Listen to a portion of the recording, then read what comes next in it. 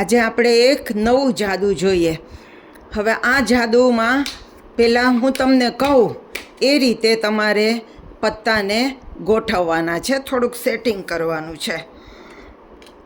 તો આ લાલની રાણી છે એને છેલ્લે રાખવાની છે, સાવ ચોકટની રાણી છે એને ઉપર રાખવાની છે, અને ચોકટનો બાદશાહ લાલનો બાદશાહ ઉપર રાખવાનો અને સૌથી ઉપર ચોકટનો બાદશાહ રાખવાનો.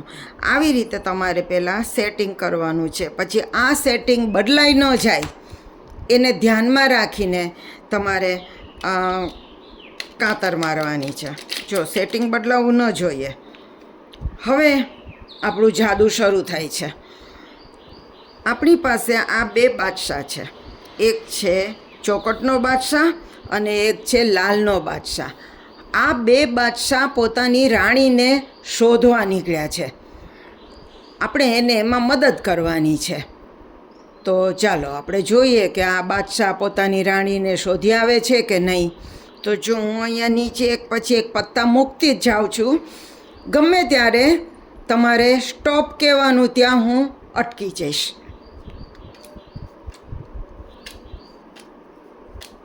સ્ટોપ. જો અહીંયા સ્ટોપ કહ્યું તો ત્યાં હું અટકી ગઈ છું. આ બાદશાહ અહીંયા મૂકું છું, ચત્તો મૂકું છું.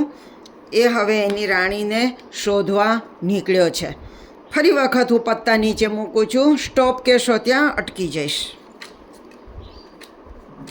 સ્ટોપ. અહીં આગળ આ બીજો બાદશાહ મૂકું છું અને એની ઉપર ફરી આ પત્તા મૂકી દઉં છું. હવે આપણે જોઈએ કે પેલો ચોકટનો અને લાલનો બાદશાહ ક્યાં છે. એની રાણીને શોધી આવ્યા કે નહીં એ બંને બાદશાહો. તો આપણે જોઈએ.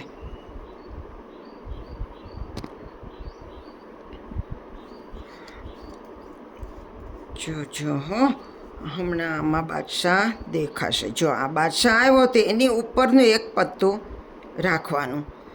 હવે બીજો બાદશાહ આપણે જોઈએ. જો આ બાદશાહ અને એની ઉપરનું પત્તું.